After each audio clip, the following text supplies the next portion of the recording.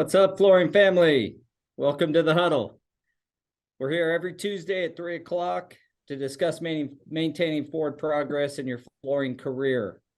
We go over a multitude of things. Last week we had the ladies from Wi-Fi. Was that last week? Yes, I believe so. And that was an enjoyable conversation. This week, we're going to be talking about hiring subs and those subs having subs instead of employees on their crew. So this is a very in-depth conversation. It's something that I believe most people in our industry would agree there's a lot of risks. So we're going to kind of go over some of those, maybe get some questions from the audience on some problems that maybe they have experienced. Sorry, I need to introduce, I'm Paul Stuart, and with me as always is Jose, who is in an airport somewhere, and Daniel at the home office up in Michigan, Grand Rapids at PF Flooring. So I believe Jose is headed to another training / event. Where is that at, Jose? It's in Georgia. I don't know exactly what town yet. It's at one of the Mapei adhesive facility, I believe. There you go. That's where it's at. Well, awesome. Well, good job, sir. I'm just plugging in here, guys, so bear with me. I'm sorry about that. Kind of a tight schedule here. You're welcome. So, welcome. All right, well, we're going to get right into it here. If I could get a show of hands, I would, but if you're in flooring and you own a flooring company, a full service that provides materials and labor for commercial flooring projects, even residential for that matter, and you hire subcontractors to do your installation or some portion of that installation, one of the things that I know many people struggle with, I know the industry itself struggles with, is those subs that you hiring other subs that work underneath them. And you can kind of think of it kind of like a labor broker almost. The good ones that really do it right, make sure that their subs have insurance and everything. They run it correctly. They do training. They provide more than just here's a job. But and full disclosure, my grandson is here with us today, not feeling well. So if you hear a little voice in the background, that's him.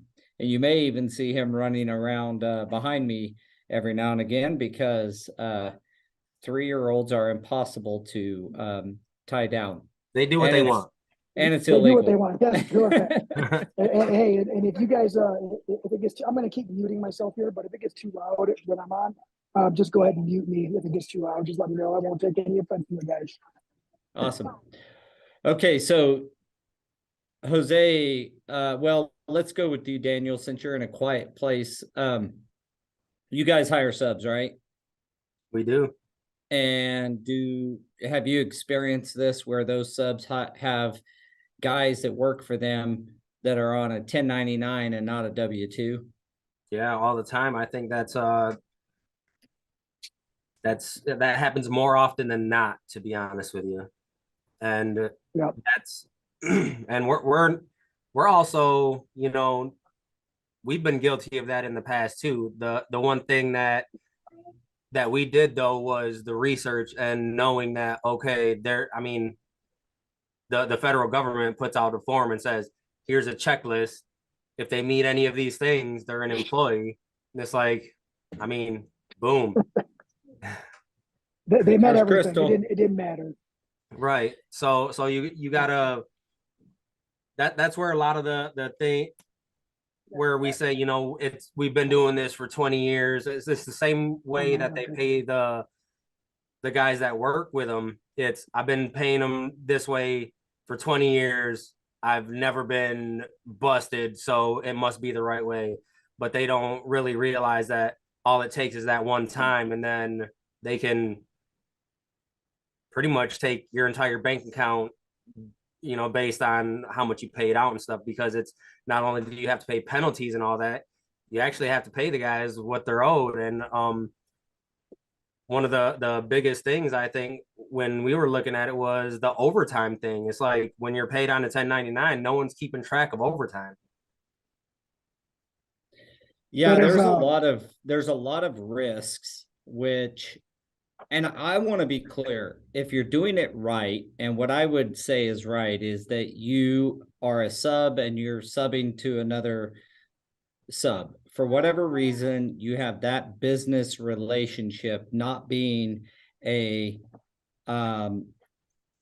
employment relationship, Right. but a When they're contract actually their own relationship. entity. Because we've also worked with people like that too, where it's just two guys and they partner up to get things done, but they also do their own separate thing. Yeah. It's not like the only way we're gonna end up working is if we work together. It's I have my thing, you have your thing, I get my jobs, you get your jobs, and then they partner up on those to be able to help each other out. Yeah. So that dynamic also works too. So yeah, it's As long as everybody in, as far as doing it right, what I'm saying is that everybody in the equation has the proper liability insurance and or workman's comp, depending on where you live. In Kansas, you're able to exclude yourself from workman's comp if you are an owner. And that's a lot of times, I think, why these things happen. Hey, will you mute, Jose? Thanks, sir. And that's why that dynamic happens. But as long as everybody is in the equation, has the proper liability insurance and the proper work comp, then, or the waiver for the work comp. In Kansas, you can sign a waiver as a 1099 as the through the owner of state, your right? company. Yep. Yeah, you can do that in Michigan as well. And that's what your brother Danny Sherman says. He says workers comp can bite you. Yes. Yeah, and their job is to try, when we get work comp audited, their job is to try to find extra money. That's what those auditors do. They go in to try to find the holes in your systems so that they can charge for that. They realize that that person is not paying work comp, they're losing out on money. And so if they can get the company all the way up to the flooring company to cover, then they will. So make sure you have good policies in place. One thing that I would suggest for any flooring company is to have a master subcontract agreement with your subs, and that then governs all work orders that you may award to that subcontractor. And Right. in that master, we got to start calling them trade partners. Trade partners. So in there, you are addressing items like pay, that they realize, that they pay their subs, that it's required, and that they're held liable if the sub's not paid. We'll get into some stories here of some catastrophes that I have experienced in my own business. And then also make sure that your sub is like, that there's some level of training and making sure that they're capable of doing the job.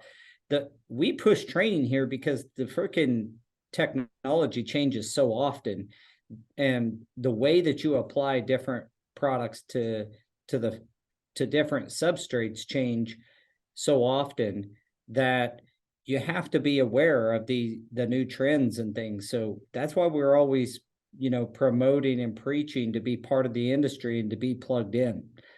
But that being said, I know that at one point in our career, we did not, or in our business, we did not address these items. And we had a project where a sub got paid, and they hired somebody locally. It was an out-of-town project, and they hired someone locally to help them with that project and did not pay them. That crew then calls us. Actually, that crew then called the GC and said they weren't paid, which looks terrible for us. And then that GC calls us and says, you have labor on your project that is saying they're not paid. You need to get a hold of this guy and get this situation rectified immediately. Now, they don't care who owes who. They just want that problem done and gone. So we ended up just paying that local sub and making sure they were whole. And then went back to our sub and eventually recovered that money from them. But you're going to be out double the money a lot of times if that happens. So make sure that your subs, if they have other subs working for them, that they are responsible and that they have that attitude of taking care of their guys, taking care of their subs, of their trade partners. If you're going to take care of your trade partner, make sure they're doing the same thing. So is there something that anyone can have in place for the future for that? Because I know that that's going to be a scenario that we're never going to be able to stop it. And is there any literature, anything, any contracts that are currently out there that give a great template of that type of partnership? Well, having a good master subcontract agreement with your trade partner is important, that addresses these items. You're right. In fact, what I have written down here is, that being said, is there any way to prevent this dynamic? And I would say no. I mean, just it's kind of a rhetorical question. But the fact is we can't prevent it from happening. How do you tell a company they can't hire another company to do the work? You can't do that. Right. And there's some of the GCs that the contracts come through and they want you to list any, trade partners that you're using. And there's also one underneath them that they want to know if they're going to use any trade partners. So that way they're keeping track of everything, because that's where, like, a lot of the guys that are kind of new to it, they don't really look at like the lien waivers and stuff, right? Because it's always they're going through a company, don't really need to provide anything, because what we're going to be doing all the paperwork and doing all the lien waivers and stuff. But it's to the point where they're wanting to see everything down to the trade partners and stuff like that. So, and then once they I sent over some stuff and it's like, I need this lien waiver. They're like, what is this? And it's like this is going to be pretty standard across the board now. I think it's, yeah, I mean, the GCs have experienced the same thing I just said, was they've experienced subs saying they weren't paid by their sub, which was a sub of the overall contract holding sub. And that's a lot of subs in the deal. That's 3 tiers of subcontractors for a GC. The flooring subcontractor, the main holder of the contract with the general contractor. Then you have your master agreement with your sub, and then they have a sub. One. And what there's no way to prevent it, but I thought what we should do is talk about best practices and how to keep things moving forward, and maybe give some of the audience some tools and some advice on how it's been dealt with, both at my company and at Preferred Flooring.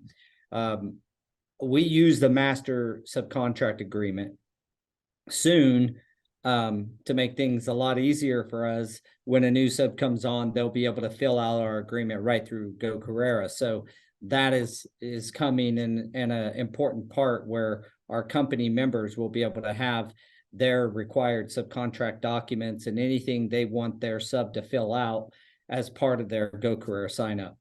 Which is awesome, because you guys also do the lien waivers through Go Carerra too. Yep. So having a good master subcontract agreement is kind of your first line of defense, and making sure that you're talking to your trade partners and making sure that they have, if you know that they're subbing that work down to another trade partner, then ask them, talk to them, ask them that they get that you know, request the insurance from that third tier trade partner and not just take it for granted, or make sure that your trade partner has an umbrella policy that covers anybody working on that project with you. That type of language is in our master subcontract agreement. And that's kind of your first line of defense. So what do you guys do, and what can you teach me on, you know, protecting? And I just want to be clear, there's two big risks. You have the risk of the third tier trade partner, say, running a forklift through a $200,000 you know, storefront and causing immense amount of damage, and you need to be making sure that you're protected from that. And then you have the pay that you need to make sure that you're protected from that standpoint, that they are paid. You know, we are trying to formulate some best practices within Go Carerra that will help that with our members, which is, you know, having the third tier even sign that they have been paid, lien release kind of thing. So, you know, but that takes a lot of that'll be in the future. Immediately, we have to know ways that we can protect our companies and our employees and our people from losing money because a third tier trade partner did not have the appropriate insurance or did not have their ducks in a row. So I think we've been pretty fortunate to Pretty where, lucky. yeah, where any of our partners that we're hiring, it's just them and no one underneath them, because the projects that we're handling are just, you know, pretty simple, right? The guys in house are handling the more complicated stuff, which sounds backwards when you think about it, right? But we like to keep them busy.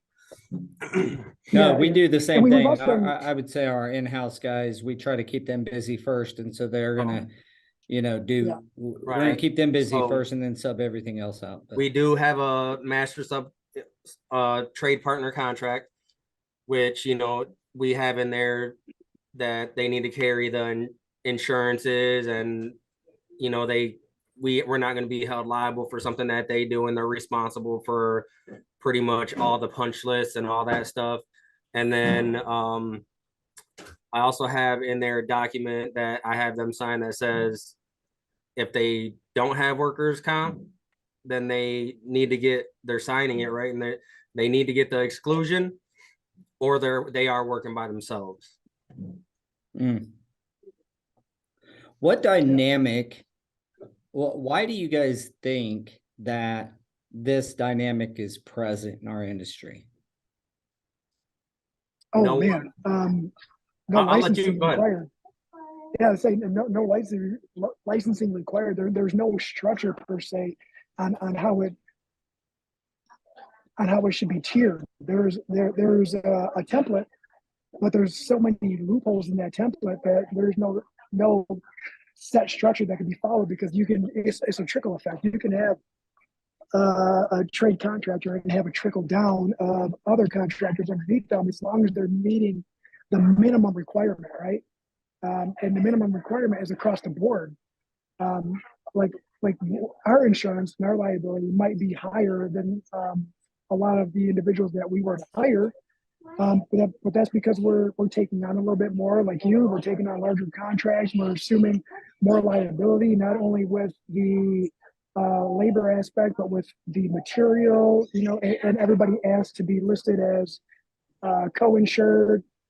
The labor portion, the trade contractors don't have to worry about it. But I just feel like, besides the minimal structure that is set forth by federal and state laws, I think that's pretty much it. And every state is inconsistent, right? From state to state is different.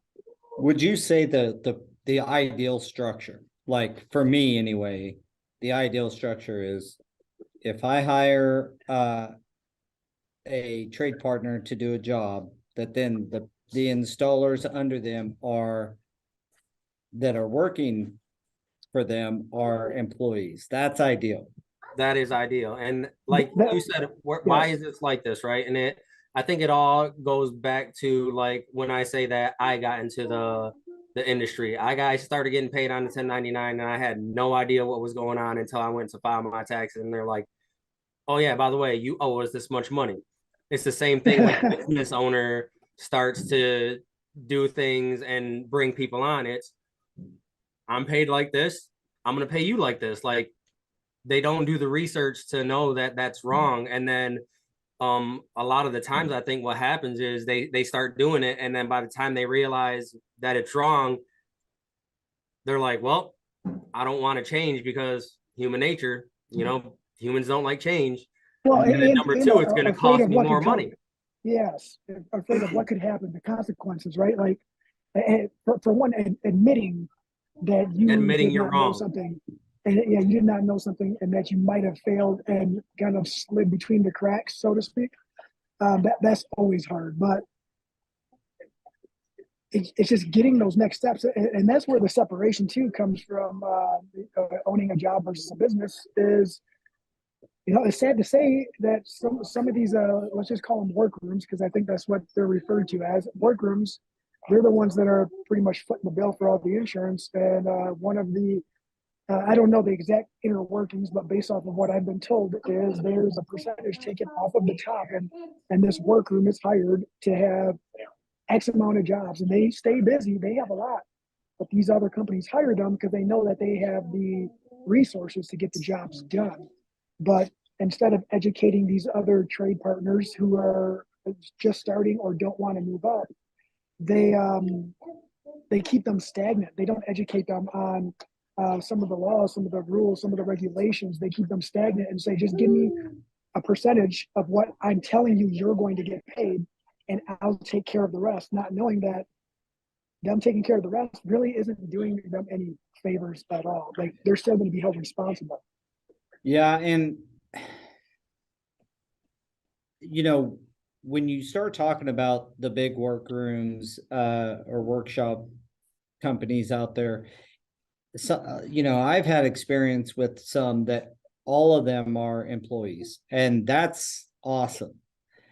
The ones who do resub the work out to another trade partner, the you don't always know. That is what's so scary about it. Like, you don't know if they treat them like an employee, Right.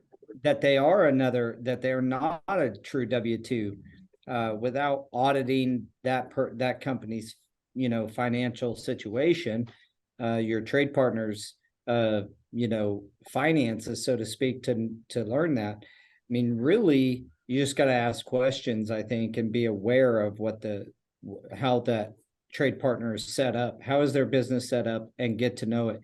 A thought just came to mind. I wonder if, like, asking that question have them, almost a yes or no question in the master agreement.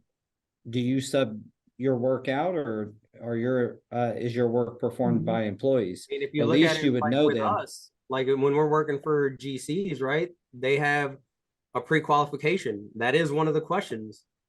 What percentage of your work is done in-house, and what percentage of your work is subbed out? These are the things they want to know. Not only that, it's when we're trying to work with someone, they want to know everything. They want our balance sheet. Yeah. They want our profit and loss. They want to know everything about your company, every single thing, for you to work for them. And I think that's what a lot of people that aren't in the position that we're in realize, is that once you do get here, you're pretty much, you got to be an open book anyways in order to get some of the work. And then when we go and ask them, a simple question, it's like, why are you even asking me this? It's like, I mean, because we got to know. Normalized to where transparency is key, right? Where it's like, I mean, I'm giving out all of my information. All I'm asking you is if you're using someone else. Like, it's a simple. It goes like this: is the reason that we asked the question is because we're doing the same thing you were doing by not wanting to answer the question. We're trying to protect our business. So we're asking because we're trying to protect ourselves, right? We're trying to make things are in line with what we're trying to do, what we're trying to build, and with what's expected from us. That is the same reason that individuals don't want to answer those questions, because they're trying to protect what they have going on already. And if they were to make the connection with the right people and get educated under the right circumstances, they would understand the business aspect and realize that some of these workrooms who are doing it, I don't want the wrong way. Let's just say who are not ethical on it, right? From a government standpoint, who are doing it that way. If they were just to use their efforts and their smarts to do everything the right way, they could probably have a very large, successful employee-based business instead of a contractor or a trade partner business. That's really what the industry needs, is subs to hire employee installers and train them up and charge the amount that they need to charge to have them as an employee and not as a sub or trade partner, like that would be, like I said earlier on, that would be ideal. But we are in reality, and in reality, subs, our trade partners or our subcontractors do hire other trade partners or subcontractors to do the work. Now, why that relationship is there is anyone's guess, but there's like what you said, Daniel, if there's two or three guys that are all getting work and they team up on jobs, and then sometimes they'll do them on their own, but sometimes they're teamed up. Yep. Well, those are all individual owners that can exclude themselves from work comp. I would encourage you not to do that, honestly, if you don't have health insurance on the outside. Like, work comp is not that expensive for yourself. And if you hurt yourself, where are you going to go if you don't have normal insurance? Right. And I believe as proprietor, we have to exclude ourselves. You don't have to. Not in Kansas, you don't. I don't know about Michigan. Either. It's actually an additional form that we have to fill out. So yeah. So I started thinking too, and you were right about the sub or trade contractor. Like, they're going to keep hiring, right? And I mean, potential solutions for them, like if they don't want to get in trouble, and that's what it is. I think they just don't want to assume responsibility of that individual, those wages. But if they wanted to avoid trouble, the real way to do it is to add them as a partner onto all the forms, which could get really messy. Oh, I don't think that it's only people, they don't want to do it. Yeah, they don't. It's not that some people don't want to do it. It's that they don't know how to do it, right? Yeah, or they just don't know. Like you said, when you first got going, you didn't realize that you were going to get this big tax bill. I would just say this one statement. If you're a young, new installer that's just getting trained, or you want to get into this industry, be an employee. Find a way to work for either a company or a workshop that will hire you as an employee. Do that for the first 3 to 5 years, and then if you want to go out and sub, you'll be more prepared for it. At the very least, just know that you're going to be responsible for the taxes. And I've watched it too many times. Our trade partners get into trouble because they get behind on taxes and such. So just realize you're going to have to pay all that. The company's not paying for it. They don't have the responsibility to do so. It's your job, and it's your responsibility to cover the taxes on that. So if you're being paid as a 1099 through a workshop or by a company, just realize you are liable for all that. So I encourage every new guy to work for somebody as an employee for as long as you can, and hopefully you find a good home and you can stay on there for long term. We have several installers at our team at SNA that are an accountant, blah blah blah, all those things I guess I need to say, but it is preferred, and it is looked upon better if you do that. You'll get by better, and you're paying taxes. That's what they want. people, the government wants you to pay your taxes, not avoid them. If you have legitimate deductions and you have legitimate ways to offset your taxable income, wonderful. That is all legal, nothing wrong with it. However, paying taxes on your income, and separating those two is it's just a good practice to do if you can. That's my opinion. And then some of the guys out there who do have a lot of other trade partners that work with them or under them, and don't feel like you have to have a brick and mortar to classify people as employees. You can do that you can use your kitchen as an office and still classify people. You don't need a physical brick and mortar, so to speak, or warehouse or a business. You can still do that. It doesn't have to be a physical location. The paper doesn't discriminate. The physical location looks the same on paper to everybody. When we classified employees, we were working out of a storage unit. Let's go, Bang. You should sponsor our podcast. I drink one of these on every week. Yeah, I mean, the last part that maybe we can hit on is who's properly training or making sure that the third tier trade partner is receiving the training. A good subcontractor, a good labor provider, trade partner will make sure that their subs or their trade partners are at least have access to training and understand them or help them get to them. Something has to be done. If you're not going to treat them as an employee and send them to the training, at least have a good system in place where you have trainings at your place, or maybe the flooring company that you work with has trainings that you can make sure that all your guys are a part of. They're not your employees, so you can't force them, but giving the opportunity and making sure that they know that the opportunities are there. That's huge. Because Jose and Crystal are in Georgia this week for an AFCT. They got a resilient class that they're launching with Andy and Kevin from Novalis. They already did the substrate and subfloor, so they missed out on today. It actually started today, but it looks like they had a pretty good turnout. And then actually, we missed Sam, dude. That's the only reason I wanted to be early, because Sam was there. John Curtis is in North Carolina right now at the SIM program. Yeah. So it's all about, like you say, reinvesting in the business, right? You invest in the people to go out and learn something so that they can invest back into the business as well. And then as far as the subcontractors, I'm sorry. As far as the subcontractors, you're right, Paul. Like, we can give advice and help one-on-one at the shop, or say, hey, this training is available. Hey, let me connect you with some of the trainings out there.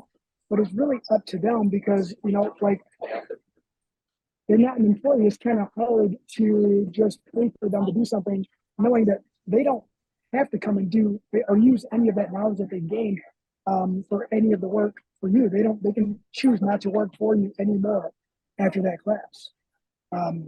It's just a little bit harder to do that. And kudos to the people who can do that and who do keep themselves busy enough to know that they're not going anywhere anytime soon. But then again, they probably should be classified as employees because they know they're not going anywhere. Well, we all want to have loyal people, but you got to think of it like your GC thinks of it. I don't have one GC as good a relationships as we have that gives us every single project. And they do that on purpose. They don't want me or our company to be misclassified as an employee because every job they do is done by us. And so subs out there, I know there's a big desire by other flooring companies out there to hoard their subcontractors or their trade partners and not, want them to go to do any work for any competitor at any time. Well, you're breaking the law. I don't know how to say it gently. You're breaking the law. That guy is, and it may not have come home to roost yet, but one of the things we try to make sure of, if we see one of our trade partners doing too much work with us and not with anyone else, we'll literally not work them for a little bit, and until they have to go do some work elsewhere. Most of them just naturally, through our slow time or something, through the ebbs and flow of business, will go grab a job or two from another flooring contractor. And we invite that. We feel like that is one of the cleanest ways to prove that they are not your employee. If they come to work for you on Monday, Tuesday, Wednesday, and then for the next week and a half they're working for someone down the street, well, it's a clear identifier that they're not your employee. That's not an employee arrangement, and that they're free to go out and earn business and find business elsewhere. So I would encourage people that think that you want to hoard your subs to reconsider and understand that is a big thing. That is a big thing the IRS is going after, trying to grab that money that they feel like they're missing. Correct. Just be careful. They want their percentage. And then for those companies out there who are listening, or trade partners, subcontractors, if you will, if you haven't yet, you're not prepping up to the trade partner lingo yet. If there was only a program out there or something available that can help them with that, right? Help them share in the contractors that do the installations for them, so that way they're not put in a bad position, right? Give them another avenue to find additional work. You're going to keep them busy, but hey, sometimes you got to let them go for a minute to save yourself. And if somebody else has work, if there was only a program out there that could probably help facilitate that, I don't know. Maybe you guys know something about that. Danny says that you can't fire him, but you can give him incentives, right? And that kind of goes to, we've touched on this with employees too, right? It's like, show me that you're worth more. And it's the same thing with the subs, is because we've been in that position. We know people that have been in that position where like, this is, you're not paying me enough. Well, show me that you're worth more. Yeah, and a way a sub could do that, or a trade partner could do that, is by showing that all your installers are in fact employee installers.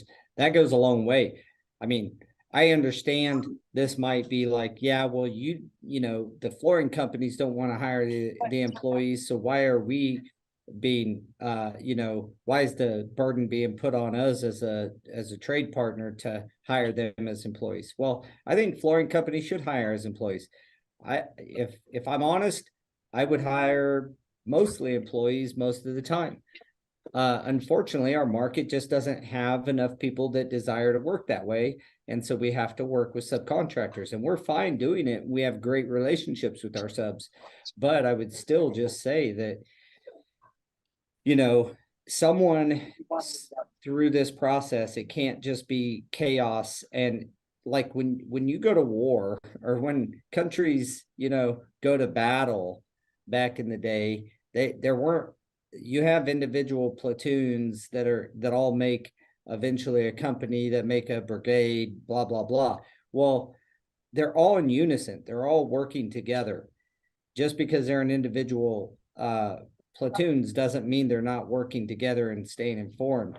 That's kind of a bad analogy, but the point here is if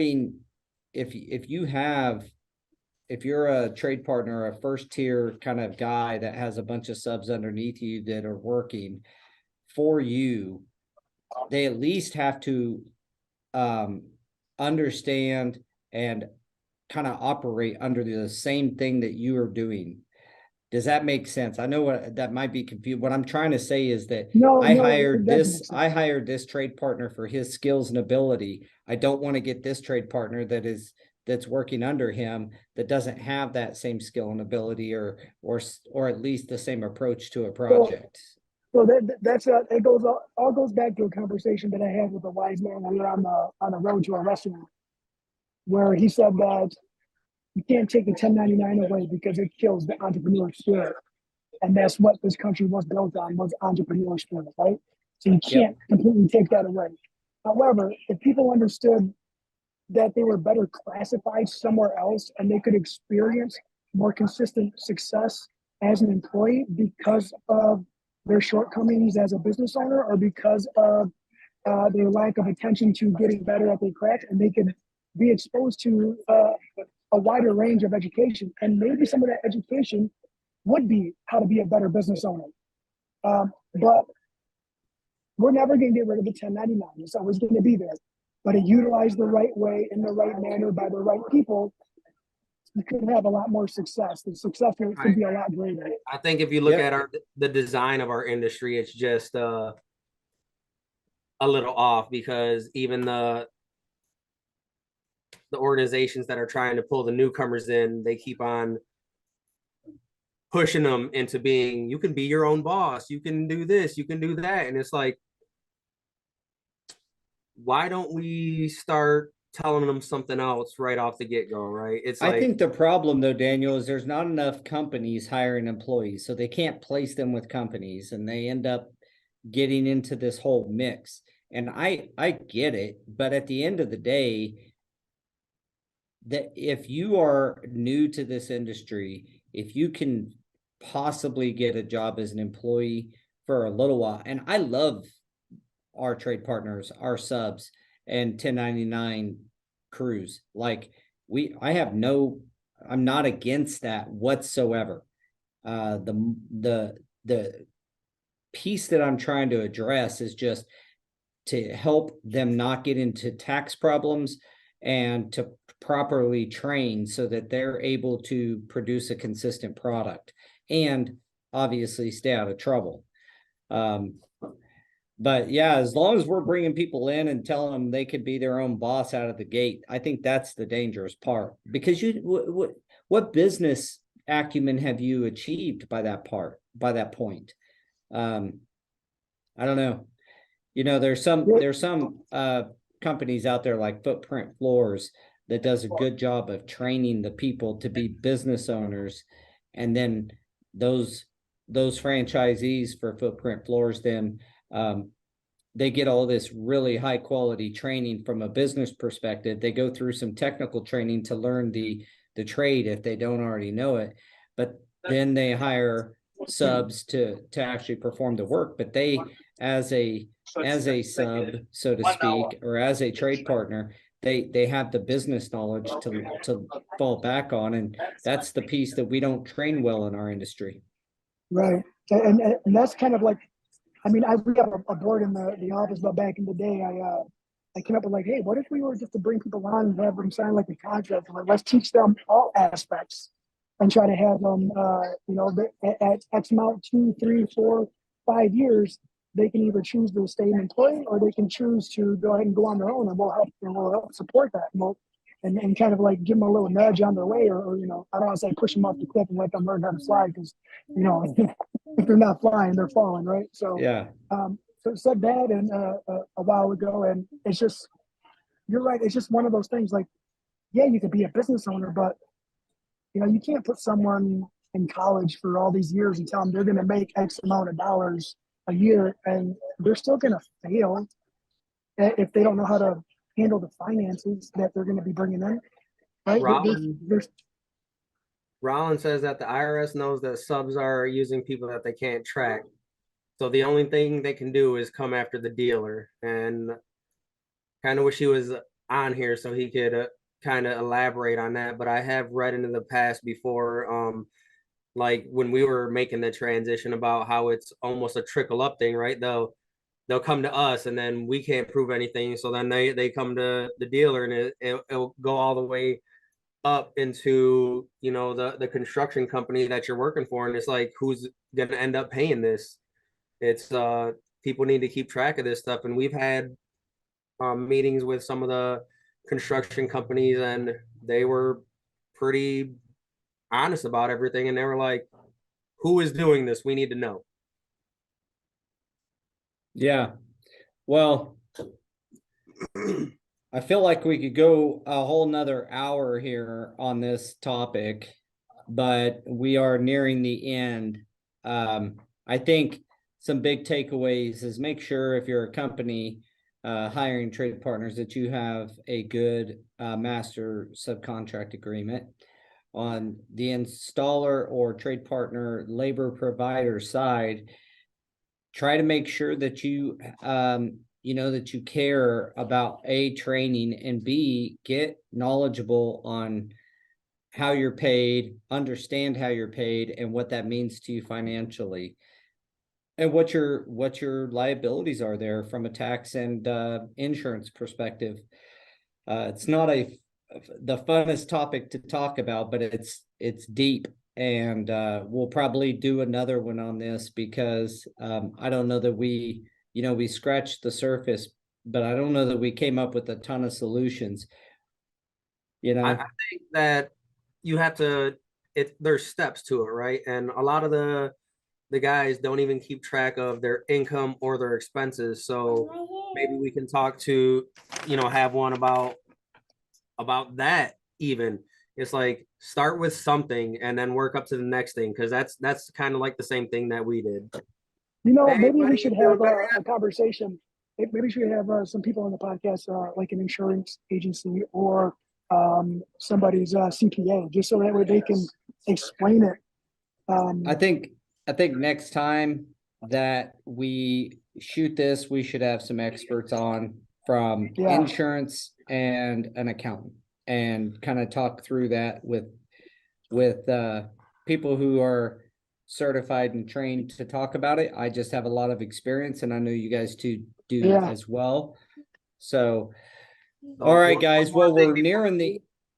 Go ahead. Robin says that he's working with dealers fighting the Workplace Fraud Act in Maryland. So that is, showing proof. I'd like to know more about that. For people that are misclassifying, right? And it's a trickle up effect. So if you're not doing something right, it's going to get to the dealers, and dealers don't want to deal with that stuff either. So it's on them to also realize that they have to at least pass on the information that they know. Yeah. Don't worry, when they get caught with their pants down, they're going to figure out a way to put it all back on you plus some, because they're not just worried about you. It's certainly important.